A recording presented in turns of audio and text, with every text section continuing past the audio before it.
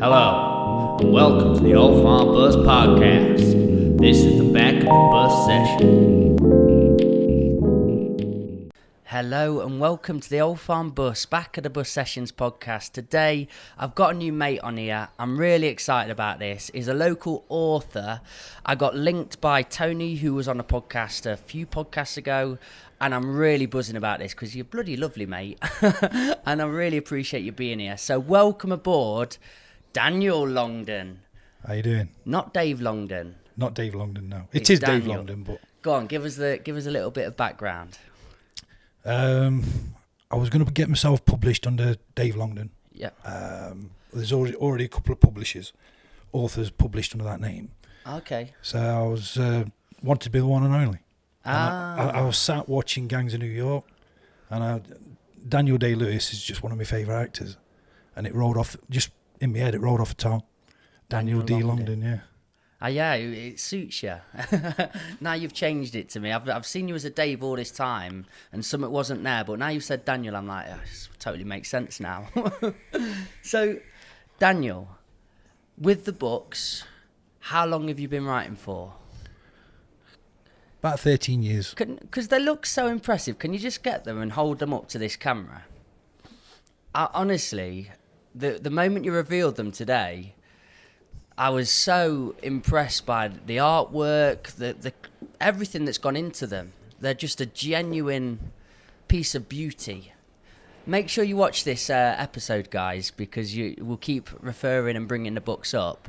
But which is that in the order as well? That's the first one. So the first one, what's that one? Devastation. You've got Devastation, and then Retribution. Devastation, Retribution. What next? Redemption. And then Lorella. And any more to come? 20 in total. You're going to do 20 books? Yeah. Mate. I've nearly finished writing book 11. Dude, this is so exciting today. I've not had an author on properly. And you've brought all your books with you, but you've got 11 so far and 20 to come. Yeah. All together. Well, so how do you go about doing a process like that? I just start typing. Writes itself, yeah. But you've got the whole story mapped out. You've got one to... so it's going to eventually write itself? Yeah. Wow. Let me tell the story of how I know you. Because it's funny. Yesterday, I had somebody come over to the bus to talk about the Men's Mental Health Festival we're doing. And I was on the phone at the gym, and we're talking for a good 20 minutes, and then suddenly goes, Mikey, I've got to stop you. Do you know where you know me from?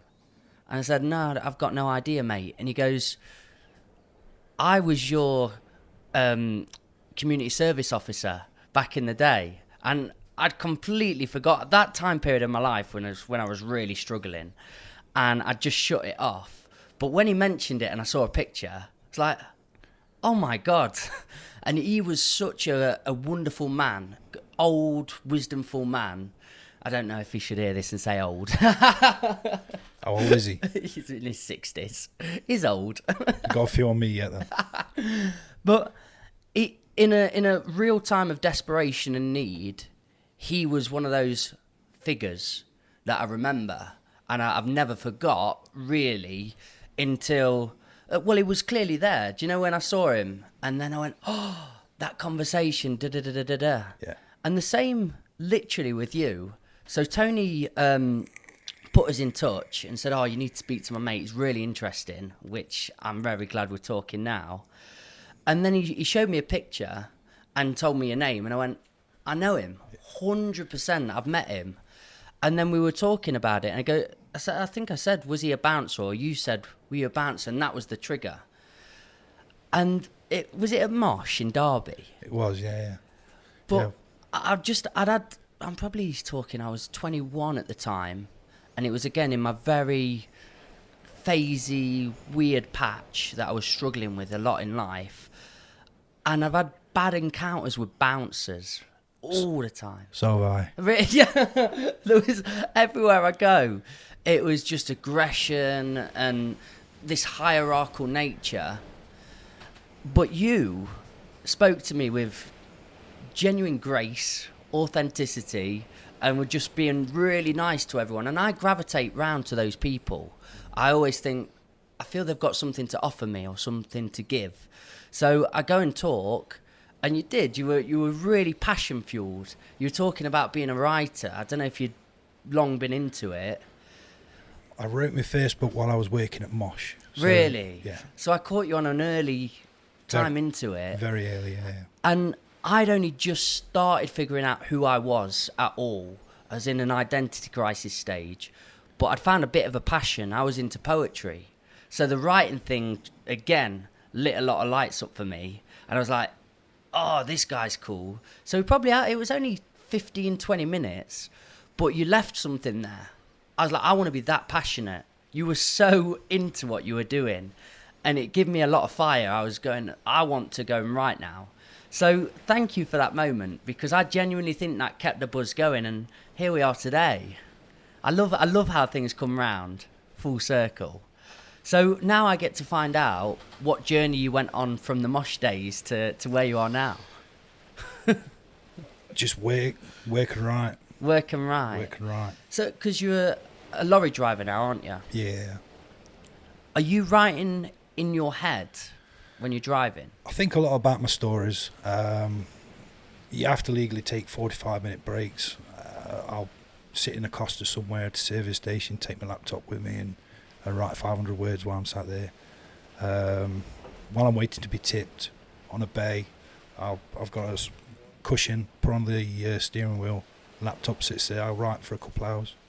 Oh, mate, So okay. I get a lot done at work. Do you make sure you write 500 words? No, whatever comes out. You don't have rules then, it's No. just allow what comes? Yeah.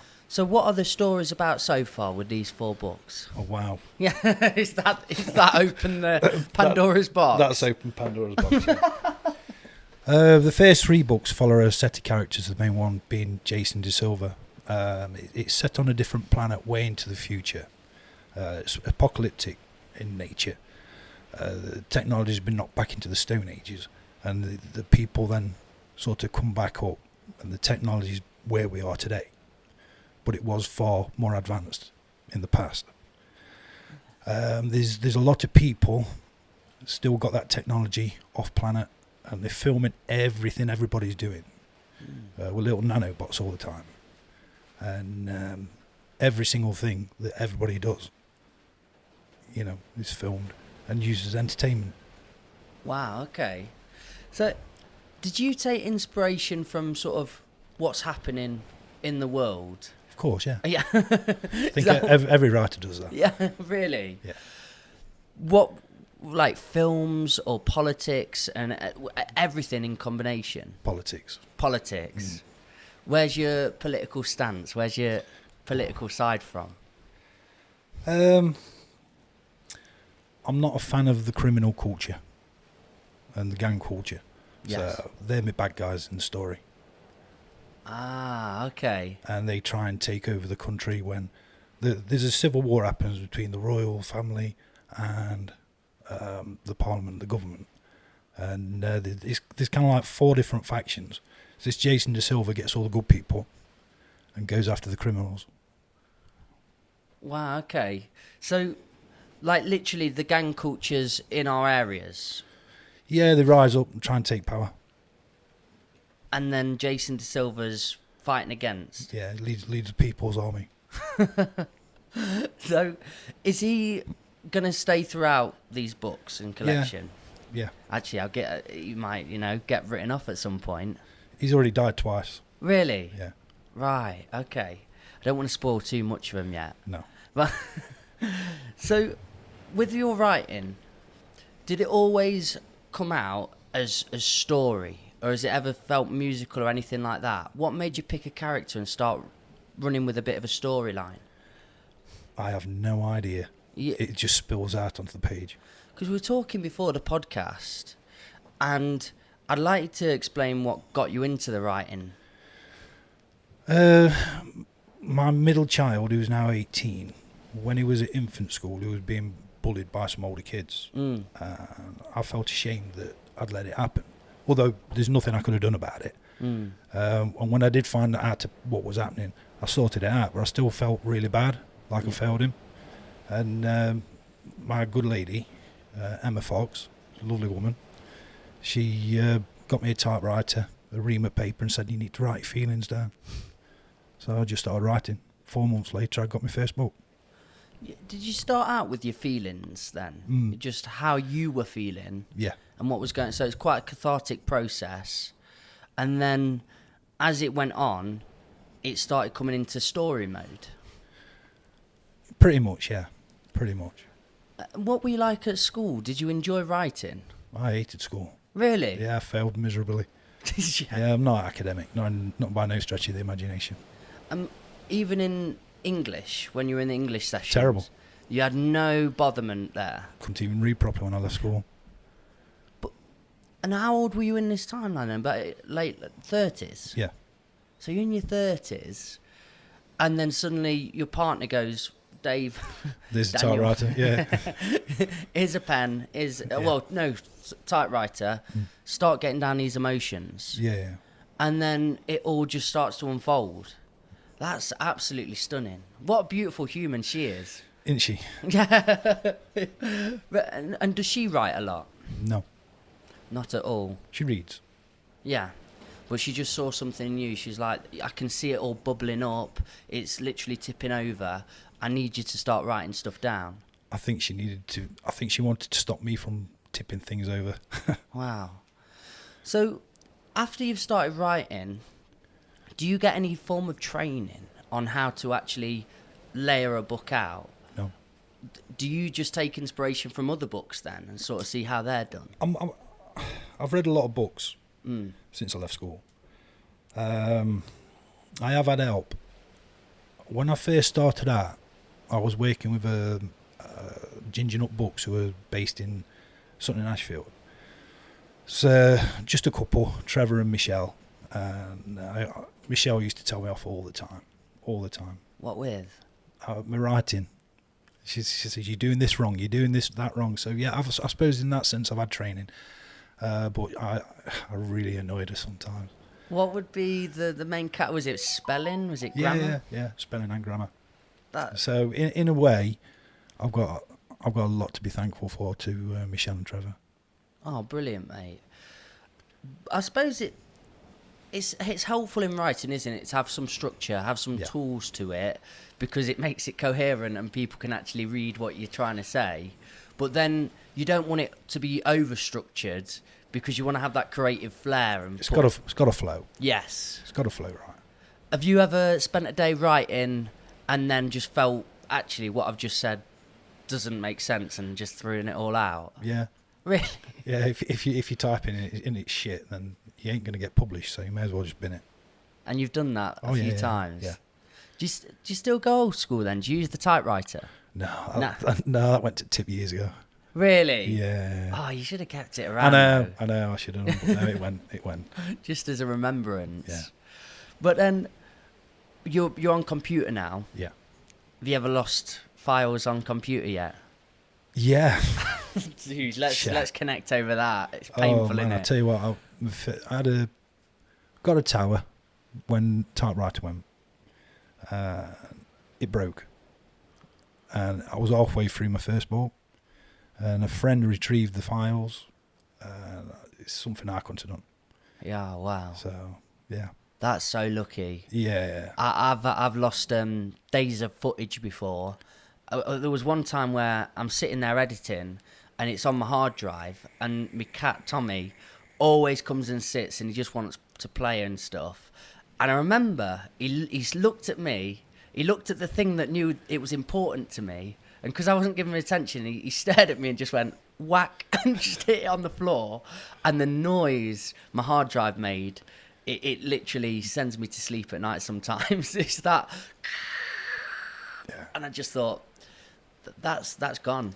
I know it's gone, and I took it. The worst bit was me taking it to a professional, and then spending £100. And then him going, sorry, I can't do anything. And it was just paid to get somebody to tell me he couldn't do anything. That was horrible. Yeah, now I back everything up. That's a good shout. That's a big shout. So let's go to your first book. Pick that one up for me. Right. Devastation. Yeah. Give me the bit of briefing to what's happening in Devastation. Don't give all the plot away because people need to read it themselves. Well, Jason De Silva, his family's getting picked on by a family around the corner who are part of the criminal element of the locality where they live. And he goes after him. He hits a couple of family members and then the police are after him. So he's on the run from the police. Then he gets support off another local family that sort of hide him away. And the police go after him in force. His wife ends up getting shot. And all the locals then come to his side and they start battling with the police. And the criminals turn up and then the police swap sides and join with Jason De Silva and there's actually a big battle occurs. Oh, wow. So Do you know your dislike to the criminals? I can't stand chavs, I'm sorry. Yeah, that is what we say. They're called scavs in the story. Scavengers. So chavs. Yeah. Scavs and chavs. Yeah. Does that come from working in all the sectors that you've worked in and bouncing? No, I've always hated them. From literally back in the day? Yeah. School days? Well, I think hate's probably a really strong word. An intense dislike. Strong dislike, yeah. Just from where did you grow up? Eastwood. And you'd be going out on the park and different places, even at school, and that was where you were just having fun, playing with mates, whatever it was, and then that's where the pain come from. There's a bit of that, yeah. Yeah. Yeah. But I think that's quite common. Everybody gets a little bit of bullying at some point in their life. And did you go through a bit of bullying then? A little bit, yeah. It does. It feels strange hearing that, mate. Looking at you now, I think not many people would mess with you.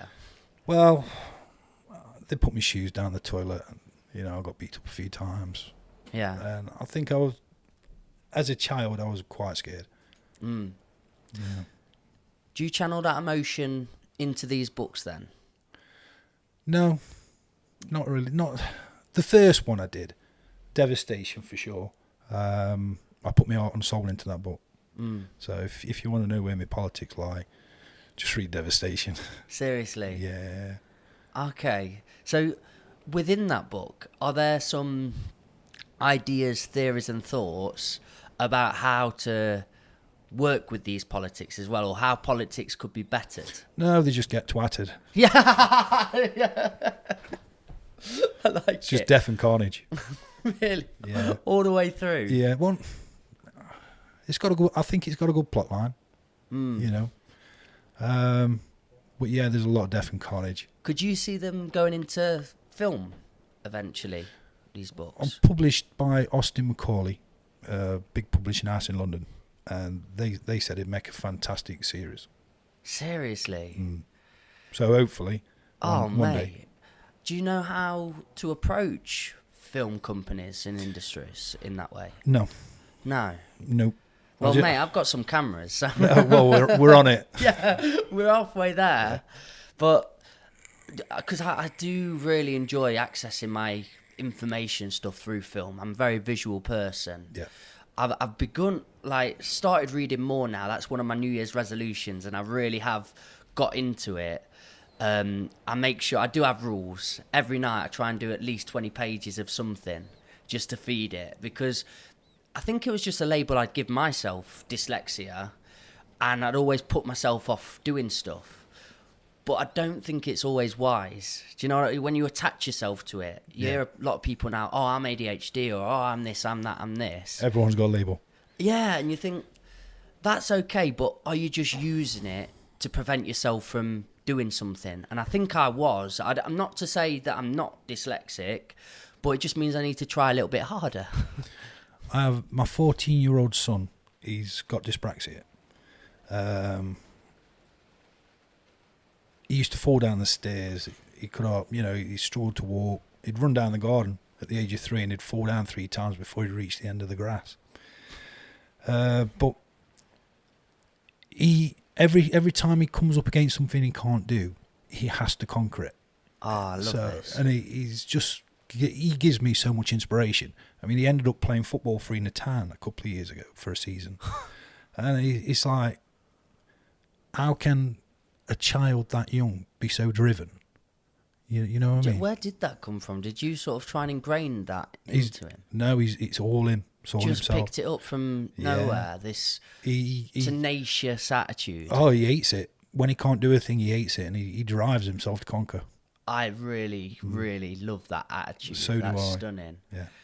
Are you similar nature, though? I think so, yeah. So maybe it's sort of a genetic position. Yeah, possibly.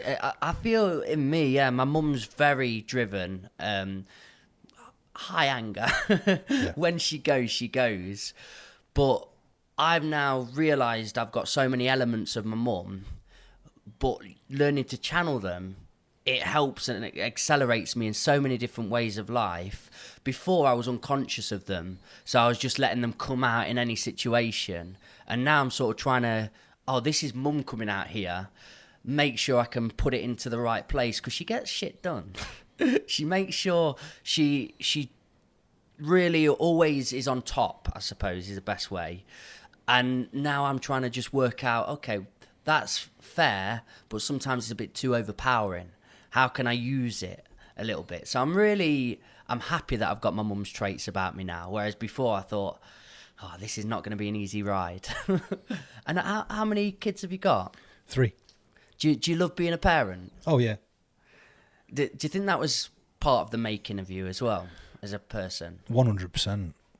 I was like a lot of people, I was pretty much lost, really. I got custody of Nathan. He moved in with me on his first birthday. And that's when me and my good lady got together. And before I'd actually created myself that family unit, I was just drifting. Yeah. My family pretty much saved me, I think. And do they go heavily into the writing process? No. You never bring in the family element or anything like that? No. So when you say, it made me as a person, what was that then? Just give you that sense of direction? Yeah, absolutely. I think everyone needs a purpose in life. So is yours to protect the family? Pretty much. And roof over the head, Yeah. thrive, survive. So book 2, what have we got? It's a follow-on from the first book, really. At the end of the first book, the scavs are driven from the country. Scavs. They go to this island that's kind of it's part of the country where it's set, and they take over, and it's Jason De Silva and the People's Army and the royal family get together and go and try and kick them off the country, off the island.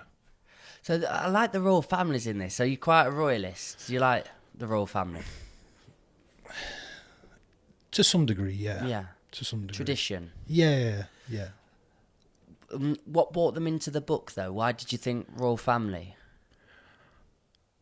When I first wrote Devastation, I wrote it as if it was in the UK.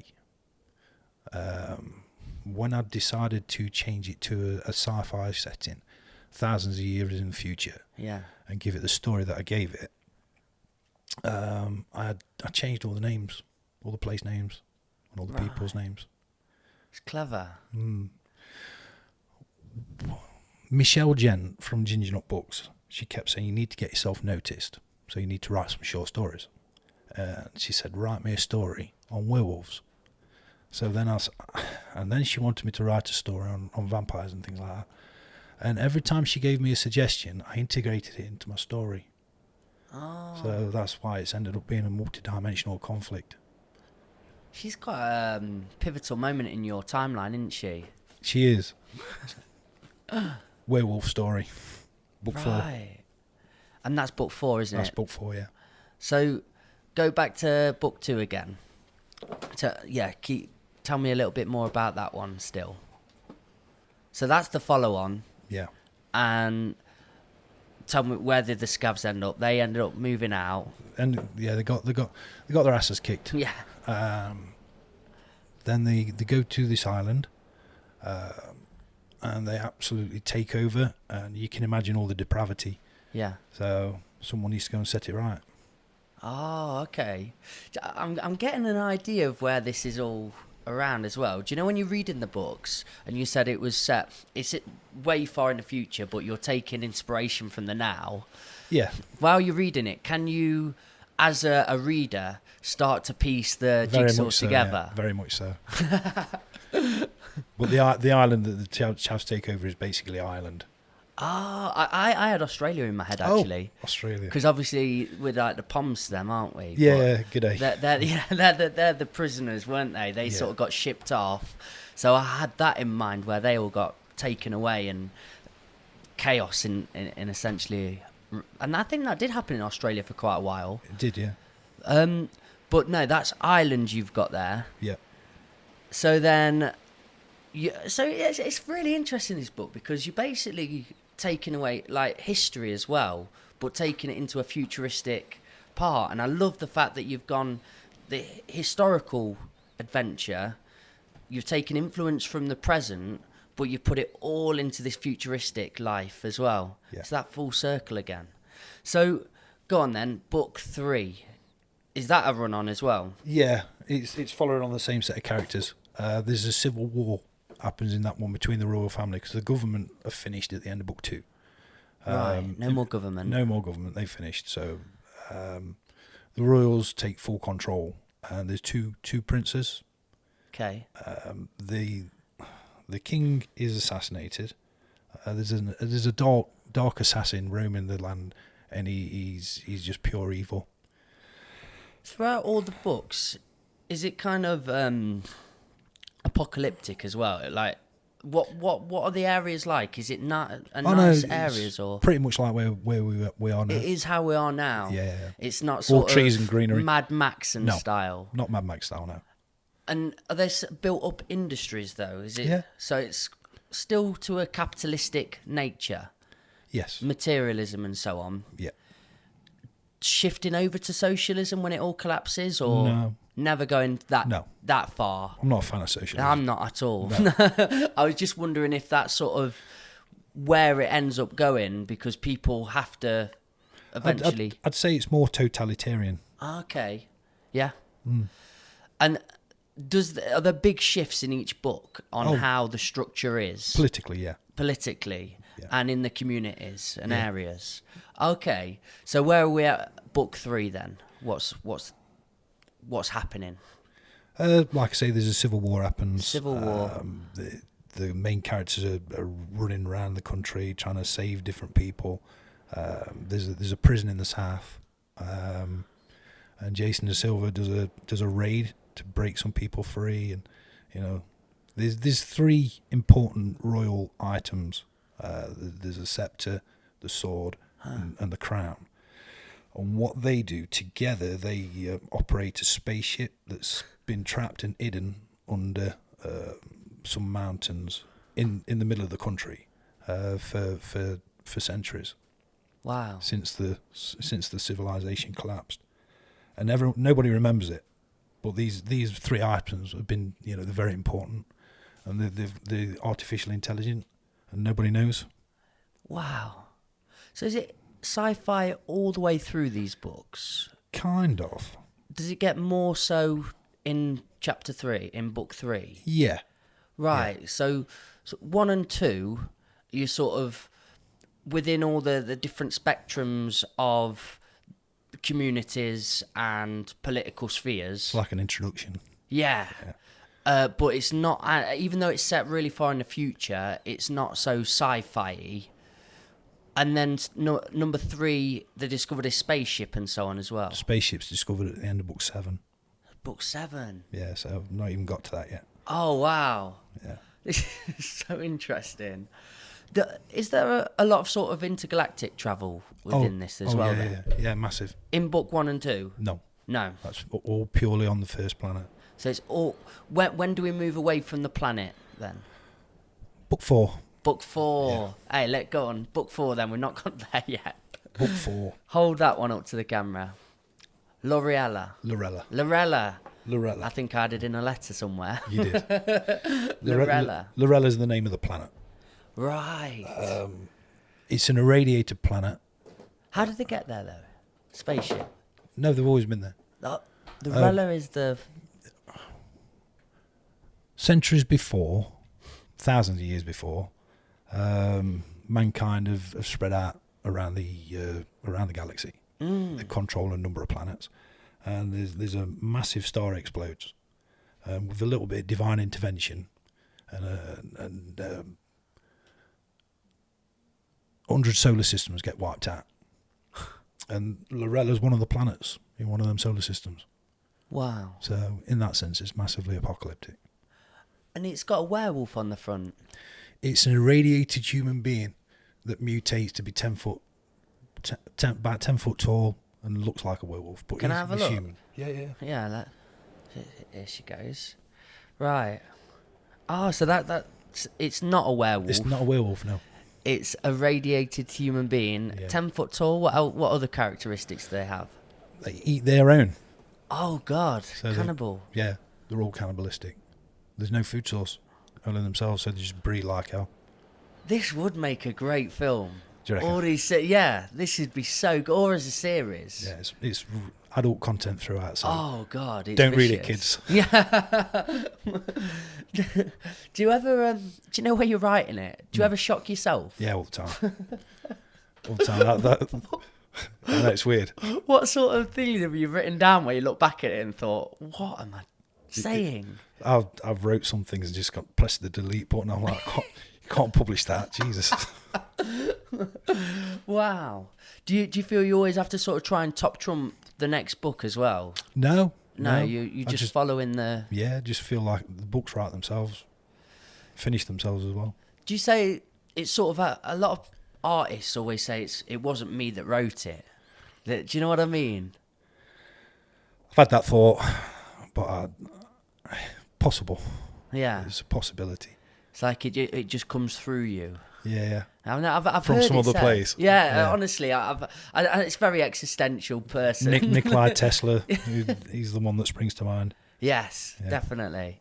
But yeah, tell me a bit more about your inspirations, though. Is it from you? Has it been mainly from films and style? Because I'm getting even like Game of Thrones-esque style in this as well. The Good Guys dies too. Right. Yeah. Did you watch a lot of like Godfather and No. mafia films and stuff like that? Not really. I've caught films like that on occasion, but I'm a bit of a sci-fi geek, I guess. Sci-fi geek. Yeah. So what sci-fi like we going for? Star Wars. Yeah. I used to be a big fan of Star Wars till Disney absolutely Murdered it. Yeah, They did, butchered didn't it. they? Butchered it. Oh, what do you think they did wrong? What happened? Were they just going all too Hollywood on it? Yeah, I think they employed the wrong people. Yeah. Is it Kathleen Kennedy? I believe so. Yeah. She was in charge of it for a while, and I think she just butchered it. So, what were you a fan of about the sci-fi genre, though? I don't know. Just like it. So, for me, it's one that I've never ventured down too far, but I did really enjoy Star Wars as a kid. Lord of the Rings. Love Lord of the Rings. Yeah. Would you say that's sci-fi?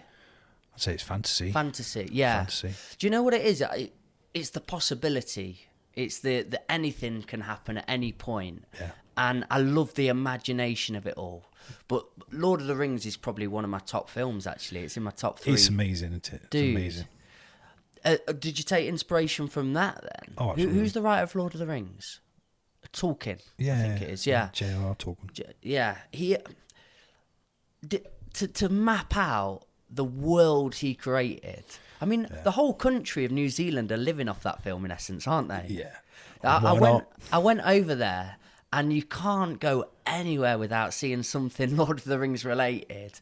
Do you know? Because they're not a country that's in much trouble much of the time. No. So the orcs in that film were all the army, in essence. Yeah, Oh, she'd really? employed the army to go and be the orcs. So they got loads of jobs from it. And that it was really a lot of just normal, ordinary people all involved in the whole filming process of it. Yeah. But what it did to their economy Yeah. completely just transformed it. So maybe this is what this book's going to do for ours, and we're going to get out of the mess. Yeah. Wake Derby will pay. Attraction, yeah. Attraction Central. It's really exciting what you're doing. So where are we up to now? Books 11? I'm writing book 11 at the moment. Book 11 at the minute. I think I'm 70,000 words in. So go on, we may as well follow the order we're going in. Where are we at with 5? Do you know in your head? Oh, I've wrote 5. Go on, what's happening in 5 then? Techno-zombies. Technos. What do you mean? They're dead, they eat people, but they're the most intelligent creatures in the universe. Wow. I'm not telling you how that's happening. No. What other creatures are apparent at these times as well? They've still got the werewolf people. Oh no, it's a completely different story, but it's part of the same story. Right. Okay. So yeah, and they're the good guys as well. And who are the baddies in this one? Us. Us. Always us. Yeah. same with the wolf story. The Lorella Dog Warriors. The main character in that's called Memphis Grimm, and he's just a beast, but he's mint. Really? Yeah. Read that one, and you'll fall in love with him. Oh mate. Again, what's some of his traits? Well, he likes meat.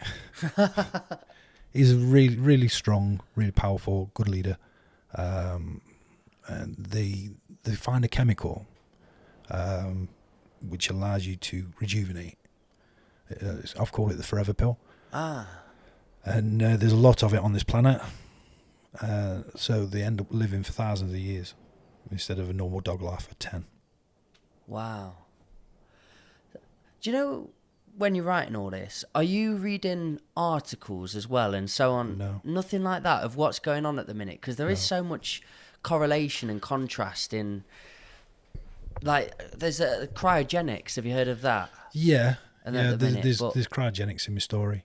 Really? Yeah. Is it... There's a lot of crossover, isn't there? Yeah. In real life and what you're doing. I suppose, yeah. Do you know one conversation that people have about the sci-fi? For some of the good films, a lot of it comes to fruition 20 years, 30 years, 40 years down the line. I hope so, because I've got food replicators in some later books. Really? Yeah. Well, they always say, look for sci-fi genre, look for a lot of the people that are writing these books and see how their mind operates, because they always seem to get it right. What do you think it is about those writers that predict what's going on? They got some form of understanding? Do they just always looking at the future and seeing what's about to hit us? I think it's like feeding us ever so slightly. Yeah, I think maybe the scientists like reading sci-fi and then can gain inspiration from the stories and think, I'll try and invent one of them. It's possible.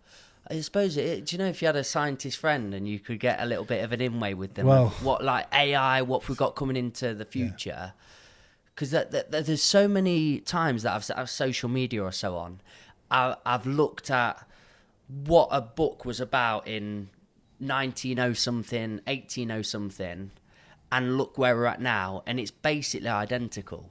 Yeah. It's absolutely fascinating, but I suppose we are forever evolving, aren't we? Of course the information's there, and it's just being able to take that information and turn it into something of entertaining. Just hope these werewolf people aren't coming yet. Well, they're a mean bunch. Yeah. But they mean well. Yeah. So you don't have an idea quite where it's going to finish. I know exactly how it finishes. You know where the finisher is. Yeah, no, I'm not telling you. But you don't know how you get in there. No. I kind of do. It's multi-dimensional. The main way in which they travel between dimensions is that they have to die. Really? Yeah, and then be reborn. And they end up in a different dimension? Yeah. Wow. It's so fascinating. Do you think your brain would operate right in a different genre at all? Possibly not. Really? Have you ever tried? No. So all you've ever gravitated to is sci-fi futuristic horror. sci-fi horror?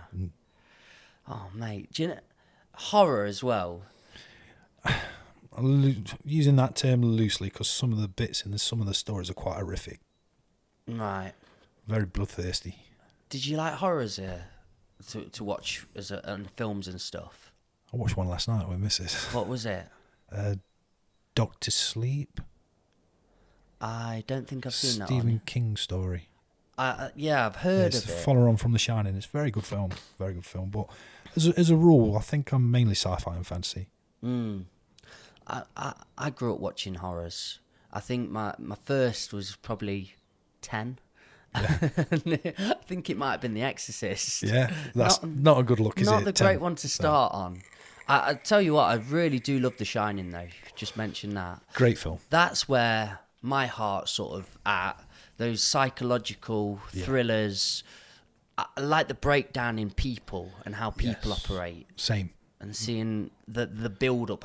Again, it's the possibility of the mind. It can conjure up anything. I don't like the bloodthirsty ones like Friday the 13th, that sort of thing. It's just a bit base, isn't it? Yeah, but I've ended up writing a lot like that stuff into my stories. Okay. There's a lot of bloodlust. Is there a lot of the psychological element in your books? Do you talk about how the characters think a lot of the time and how they operate and why they operate? Like I was telling you about the assassin I've got in my story. Yeah. He's there all the way through. He keeps trying to take out Jason De Silva, and he keeps failing, but he never fails on killing anybody else. He's a legend in his own community. So is there a sort of element to him that wants to fail? So he doesn't want to kill him, really? It's a possibility. It's a possibility, but I think more divine intervention. There's a reason for him staying alive. Who's probably one of the most complex characters that you've got in the stories? Necrotron. He's the leader of the Lichenoids, who are the Techno-zombies. I just love the words that come out your mouth, because they're all words that I know, but they're not usually in the same sentence. And that's what makes a good author, isn't it? I don't know. Yeah, I feel so. Techno-zombies. Yeah. Yeah, I just love the idea. Okay, that was book 5, isn't it? Yeah. 6? Again, that goes back in time to where mankind has spread out through our own solar system in about 3000 AD, 3400 AD, I think, if I remember rightly. And this is where the cryogenics comes in. Oh. They've not perfected FTL drives at this point, so they build some colony ships, and there's 3 colony ships. They plan on sending them out to colonize other solar systems, where they get the cryopods. And the spiritual religions have kind of taken over, and they've pushed out all the normal religions and relocated them to Ganymede. Whilst on Ganymede, they do what religious people do and go to war. So the person who's sort of protected, it's like a prison planet almost, and the person who's in charge, he doesn't like what's happening, so he steals one of the motherships, colony ships, saves 50,000 of these religious people that are all trying to end each other on Ganymede, and flees the solar system. Whilst they're in these pods, they have I suppose you could say full internet access, so they can entertain themselves for the thousands of years it'll take to cross space. And they become a spiritual race themselves, and they're called the Godkin. I'm genuinely really looking forward to reading your books. Good. Yeah, honestly, the way you think and how you build it all together, and it's just this sort of like washing over. All the ideas are flowing, aren't they? But it's just something I've never explored down this style. And I've never had the opportunity to talk to an author who thinks the way you think and sci-fi nature.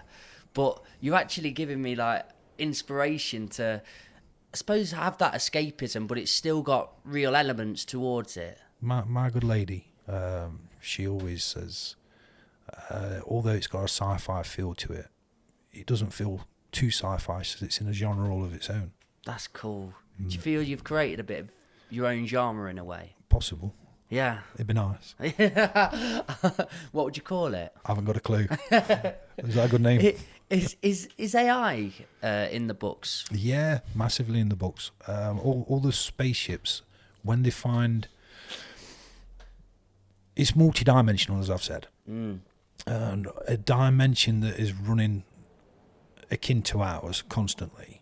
It's where they draw the energy from.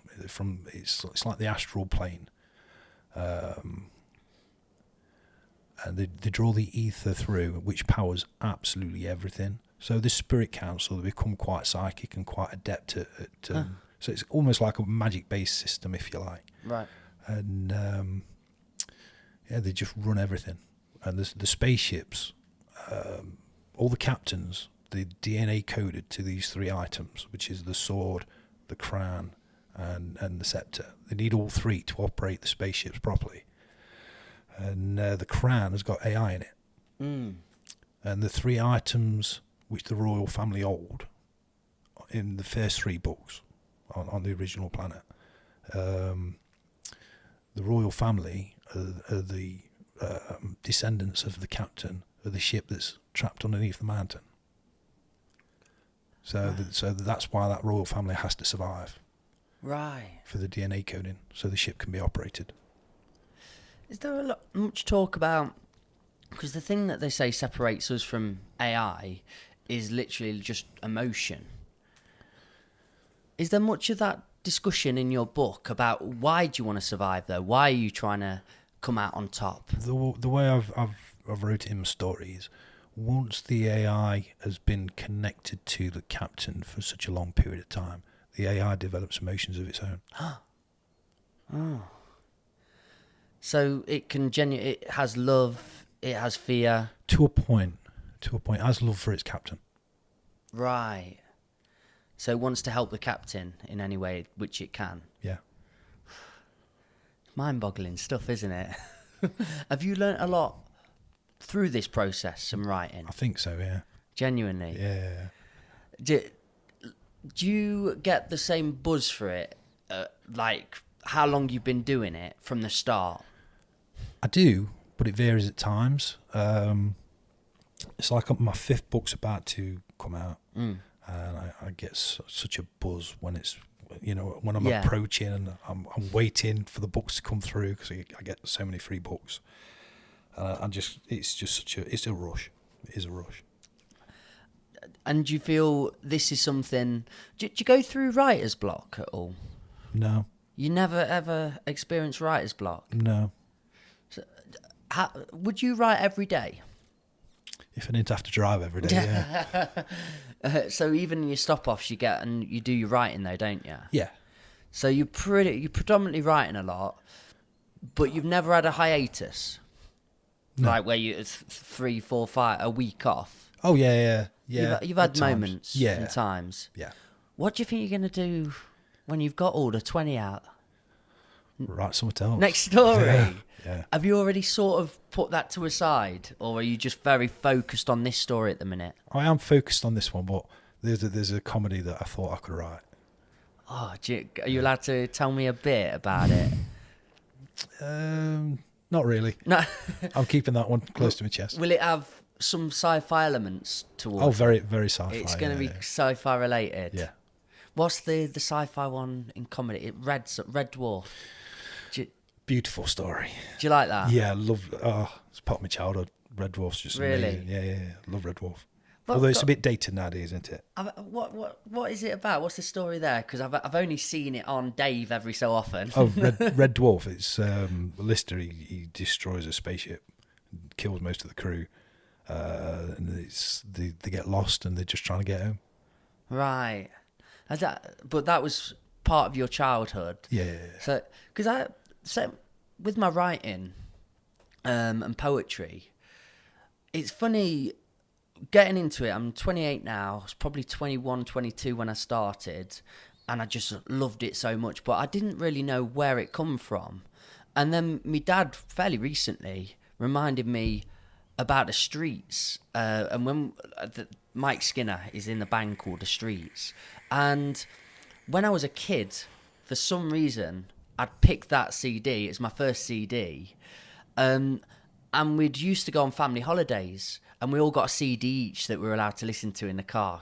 We went to like Cornwall, so we had to rotate it a lot. But mine were all really heavily influenced with lyricism. and I don't have a clue. It was Eminem, the Streets, and stuff like that. But then later down the line, I just forgot about it all. I never listened to music. I was always listening to podcasts. And my dad reminded me about all that. And I thought, oh, that's interesting. It full circle again. Yeah. And I must have had that inspiration bubbling away or burning up. Or for some reason to turn to lyricism. Because my sister just liked all the pop stuff and reach for the stars and things. But all the bollocks. Even as One Direction. But even as a kid, I was always really fascinated because the Streets album that I chose was A Grand Don't Come for Free, and it's a concept album, so it's a story all the way through. And I've just loved stories from being a child, and that's how I write. It is so similar when you hear it, but I'd never put them together. So a lot of your childhood was immersed in quite sci-fi elements then. Yeah. Sci-fi, like I say, fantasy. Star Wars, Lord of the Rings. I've always been drawn to sort of Celtic stuff. Okay. Yeah. And what about the politics, though? What drew you into the politics? It was all about my son being bullied. And, you know, when you take a long, hard look at yourself and you don't like what you see, and you look at the world about you, and people are just so evil. Yeah. You know, I mean, everybody's good, everybody's bad. We've all got the potential to do good things and terrible things. And that was a terrible time for me. That was your first son as well, was it? No, I've got an older child. Okay. Because I like that saying, the line between good and evil runs through every human heart. Yeah. But I suppose with the way that we cultivate and we condition and we manipulate people, it's often through our very sort of tribal, but the inherent, the not so good side of our nature, I suppose. It's this. We're all tribal. Everybody's tribal, and that's I mean, Jason Da Silva in my story, his mission in life is to change mankind, to try and alter us, bring on a spiritual evolution.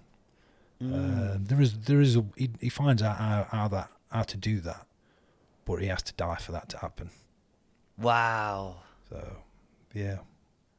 Oh, mate. I don't necessarily like what we are as a species. I mean, if anybody actually truly has a look at themselves and the human race at large, you've got to realise what a bunch of tossers we really are. Yeah.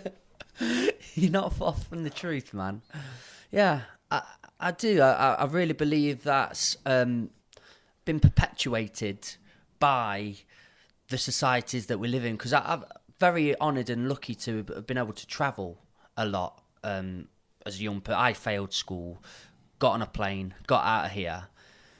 But the happiest cultures that I've ever immersed myself in were the most simplistic. It was in Asia, in Thailand, in South Africa. They had all the needs met, and that was it. They had family, they had time, they were together, it was community, it was sharing. I'm not socialism, but it was just beauty. They were very simplistic. Whereas people in the more built-up industries always striving for more. They just seem so greedy. Maybe us in the West have got it wrong, eh? Maybe. And is that sort of apparent in your books? Does that come through in any? Not really, no. No. We just get rid of the scabs. Yeah, it's all about the death and carnage. Yes, man. Life, baby. And Dave, we did say on this podcast, the fourth book, am I honoured by that book? You are, yes. It's for you. I think I've got a pen on me. I have got a pen on me. Can I get you to sign it? You can. Go on. Give me your best, my friend. Live on a podcast, we're getting a full signature. I'm genuinely buzzing for this, mate, and I'm gonna start that book tonight. Is it not working? Not working, no. Oh, do a pretend. Do a pretend. Hey, it sort of works. We'll get that done properly inside. Oh, bless you, man. Thank you very much for that. I'm honoured for that. Let's have a look. Thank you very much. There you go, that's for you. Oh, dude, I'm buzzing. Much love.